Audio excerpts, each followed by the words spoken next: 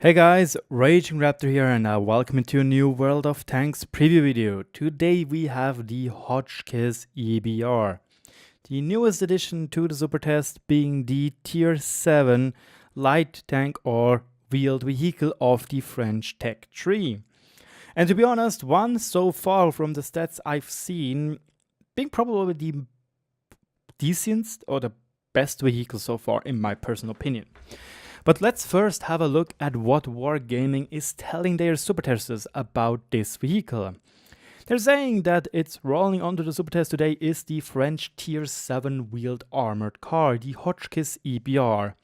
We're going to assess the statistical balance and continue battle testing the new game mechanics. When we are through, we'll decide on the release set of game mechanics and the finalization of the entire wheeled branch or mini branch, in that kind of sense. Next up, the Hotchkiss EBR is a transitional vehicle introducing the player to the peculiar gameplay of top-tier wheeled armored cars. It lacks the two driving modes like them, but it does have the chargeability and the special lock-on feature which is already available from the Tier 6 vehicle. The Tier 7, however, has this chargeability. Interestingly enough, it also has an auto-reloading 75mm gun. But I do think it just means that they do not have any loader because the spreadsheet or the stats sheet so far does not show anything which could represent something like the IS-3A has at the moment, which apparently is pretty controversial. I am at the moment working with the IS-3A. I'm trying to get as much footage in and as much gameplay in because at the moment I'm inconclusive. I'm going to make a review about this tank. I already did from the test server. To be honest, so far I can't really change my mind. I still think, yes, it is situational OP or strong, but in the end this is every autoloader is situational overpowered. But yeah. Back to the EBR. The dynamics and the maneuverability of the Hotchkiss EBR are lower than those of a Tier 8 or Tier 10 vehicle. Additionally, the absence of the drive mode results in a lesser top speed. Depending on test results, the stats of the Hotchkiss EBR may change. Follow the news and all the luck on your battles. I really need that luck. Thanks very much. Anywho, I guess we are going to have a look at the Hotchkiss EBR right now, and I would like to have it compared to something like the T71 CMCD and maybe a tank like the LTG. But we're most likely going to skip through all of them because it goes pretty quickly. As already said, it's a Tier 7 vehicle. It has 750 hit points, which is one of the lowest value on that tier, which might be sad, but to be honest, it's not a huge deal in my opinion. You can play around that. It is lower though, 100 HP lower than the one of the AMX 3075, and this can lead to you getting outgunned, not only outgunned by your opponent, but also out HP'd. I know it's a dumb word, but oh well. Interestingly enough, it has 40mm of frontal armor and 20mm of side armor. Yes, it won't win a prize, but nevertheless, the 40mm of front armor is definitely better than the 22 or the 25 of the whole end turret of the T71. The LTG is obviously going to take the cake, while other tanks dependingly have better, have worse. Nevertheless, it's a good value which can bounce some HE shots. While I'm talking about HE shots, you will see in just 2 to 3 minutes when we come to the gun of the Hotchkiss EBR. The engine has a 540 horsepower load or power.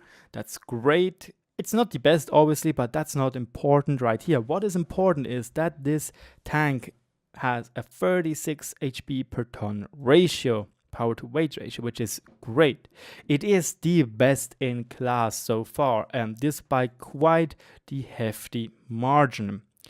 Roughly around 10 horsepower per ton more compared to all the other Tier 7 scouts. The turret traverse with 55 degrees per second is on average also better. Depending which tank, it is much better. Depending by others, it's just 5 degrees. The whole traverse speed, or rather the suspension traverse speed, is pretty slow compared to the others. 34 degrees per second against 67, 50, 43, 45 and 56. You can see at least 11 degrees better are the normal scouts. Once again, we have abysmal 310 meters of view range. I talked about this in my links video, so check it out there. I showed you if you can even get to 445 meters. Spoiler, you can't. The top speed is, on the other hand, one which is best in class, which is great. 70 kilometers per hour top speed is something none of the other tier 7 scouts achieves, really. None of them is able to, as far as I'm really now remembering. We don't have the DA and we don't have this one. So just to be completely sure, we're going to look through all of those, but it's pretty conclusive. Nope, he is the fastest, and the same goes for backward speed. 45 kilometers per hour is a great backward speed, and comparing to the Lynx, which has only 58 kilometers per hour in drive mode, I have to say, damn, Hotchkiss EBR, you are one hell of a beast, legit. But now comes the most important part, and one part which actually opened my eyes. Like, first, I didn't really look into that except on the tier 8, but the tier 9 and tier 10 has it as well. All of those vehicles actually have pretty strong HEs, and this one is no exception. 160 millimeters of normal penetration, 190 with gold, and 75 with HE, and this is where it gets interesting. The penetration rates of the normal gun is, on average, better. Like, there's no doubt. It's better than every other tier 7 tank. When it comes to gold shells, then we see it lacking. Here it is 40 millimeter worse, here it's 20 millimeter worse, here it's 12 millimeters worse. Come on, here it is 4 millimeters worse, here we have 5 millimeters worse penetration, here it's once again 20, another 30, and here another 20. So you can see it is over the board. It's the best in tier AP penetration or standard penetration, but the worst in tier gold penetration or in tier class.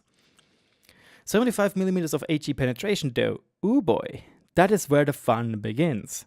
None of the tanks is getting close to that, except maybe the Spickpanzer, but I highly doubt that. No, it has 45, which is a decent value, but you won't really use it. This one, however, 75 millimeters, that is one hell of a spicy spaghetti. No, spicy baguette, I guess. Comment down what good French meals you would like to hear me use for a dumb meme. 0.4 accuracy is once more is worst during the whole tier 7 tanks, which is kind of sad, but it's not by a huge margin. 1.6 seconds aim time, however, is one of the better values, not even the best, most likely, which is a great sign. 6.56 seconds reload time is, however, long for just 175 damage. So now we are going to calculate what this exactly is. We have 60 seconds divided by the 6.56 seconds reload time times the average damage, which is 160, gives us an atrocious DPM of 1463. This is only almost getting catched by the AMX 3075 or by the Spick. The Spick has 1500, so it's only a really small amount back. But the big difference is this tank has usable HE. So right now we are going to divide that one again with 160 and multiply that with the HE alpha, and we get a much greater DPM, a DPM which outperforms every other tier 7 scout if they shoot AP. That is also why I said the 40 millimeters of front armor are pretty strong against other scouts, because you can use your HE while most of them can't to hit you back for increased damage, except you show them your side, obviously. But this HE, this is one thing which, again, I didn't notice till now. The tier 9 one has it as well, 90 millimeters of penetration. The tier 10 one, we can just look it up, Panhard EBR. This boy here, has it as well. 105 millimeters of HE penetration with 500 base damage. That's a lot of damage. One thing I'm kind of sad about is that the tier 8 compared to the tier 7 just straight up loses. Yes, it has better armor penetration characteristics, a better DPM, but when we are now talking about HE being the gimmick, yeah, it is slower in normal mode and it is slower in general because the power to weight ratio is worse. The fuel range is the same. And that is kind of something which I have to say, why Wargaming? 310 is already bad. But for the tier 7 it's actually better because tier for tier.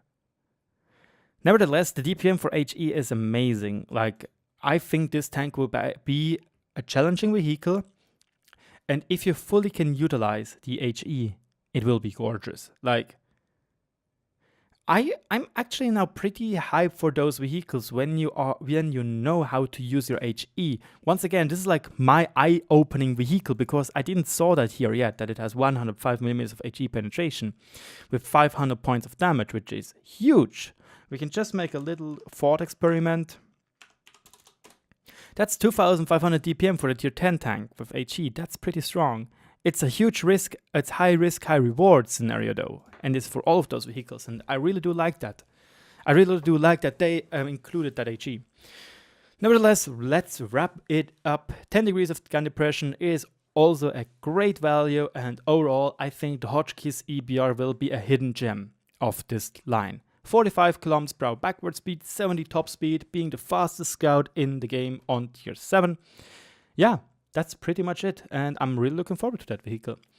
Nevertheless, guys, let me know what you think about that vehicle and what you think it can achieve. Thank you so much for watching, and I wish you a really great evening. Goodbye.